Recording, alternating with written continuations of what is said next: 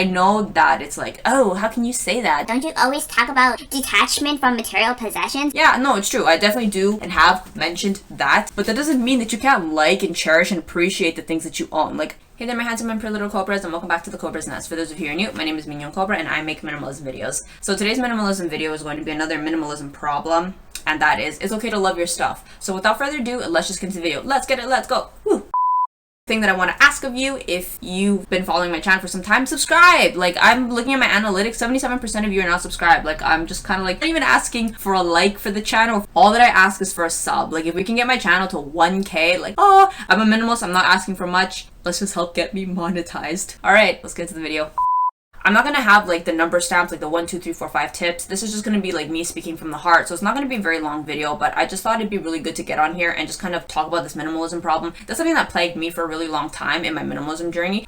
Through this phase where I was like making the devil out of material stuff. Like, it's like luring me in and it's just like, I'm lusting for it and I want it.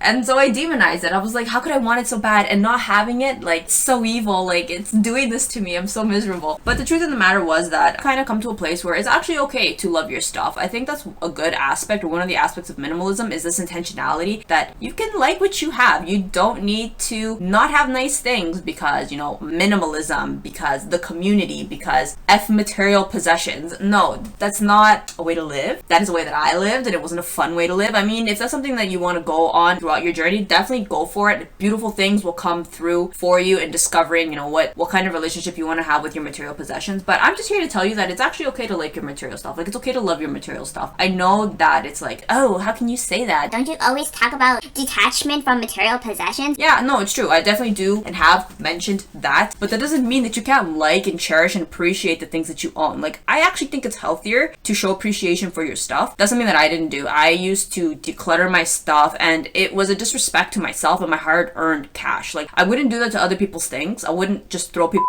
away. I don't know why I thought it was okay to do it to myself. I think I was lacking a lot of self-love. Along that vein, I know in the minimalism community there's a lot of like coming for material or like luxury things. Like, it's really easy to demonize luxury things, but I'm here to tell you that if that's something that you really like, go for it. I do have a subscriber. She has the most beautiful Instagram, and she was actually one of the few people that really did help encourage me that, like, if you like your luxury stuff, like, don't be ashamed. Like, she's a minimalist too, and I guess her and I, we made room in our lives for that. Like, that's not something you need to be ashamed of.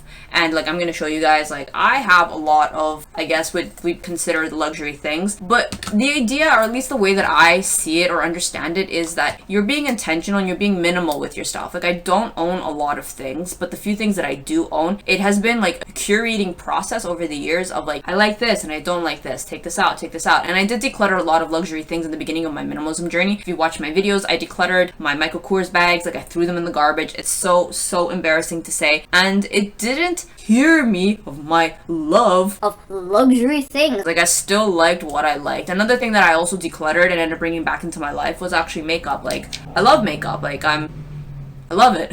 And I did go, I think, a solid 2 years of no makeup. Like, I decluttered my makeup. I had like no makeup and I hated it. I went 2 years just to make sure that I like liked or didn't like it. And my thought process was like, you can be beautiful without makeup. Like, you're enough. And like, I'm gonna save money. And yes, it's true. Those are definitely valid things, and that was just part of my journey. But at the end of the day, if it's something that brings you joy and it has for years and you want to continue, then go for it. And then maybe in the future there'll come a day where like, I'm not interested in that stuff, and that will also be part of my journey. And that's something that I wanted to mention. Minimalism is a journey. You go through phases. Like, it was just as valid when I wasn't into makeup. Like, that was valid, just it is now where I'm into makeup. It's part of my journey. There are phases that we go through, and I think it's important to honor the things that are part of our journeys. I no longer hate pan my makeup. I no longer hate declutter. I think you guys, if you've been on this journey, you know what it's like, where you're just like, you know what, F this, and you just start chucking and throwing everything in the garbage, and then you have nothing to wear, and then you have to go out and rebuy it again, and then you're just hating yourself, and you're just like, what am I doing with my life? If this has never happened to you, good for you. It's a horrible binge and purge obsession with minimalism. But so what I'm trying to say is that it's okay to love your stuff. If you want to love, let's see, if you love your sports cars, love your fashion clothes, I don't know, mechanical robots, if those are the things that bring you joy, have an abundance of that. And in other areas where you really don't care, declutter from there. So I realized I actually don't really care about clothes. I know that's like, oh, you like luxury stuff, but you don't like clothes. No, I actually really like that super minimal capsule. Like for me, I'll wear a basic white tee with the same pair of pants full 7 days of the week and I'm feeling spicy as F. But makeup, on the other hand, I like to have my variation. I like to have my little color pop, my little some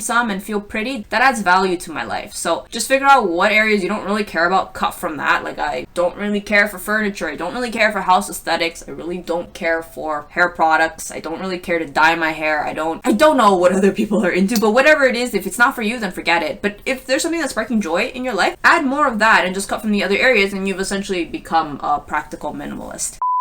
Okay, so that is the minimalism problem. It's okay to love your stuff. Thank you for watching and I'll see you guys in the next one.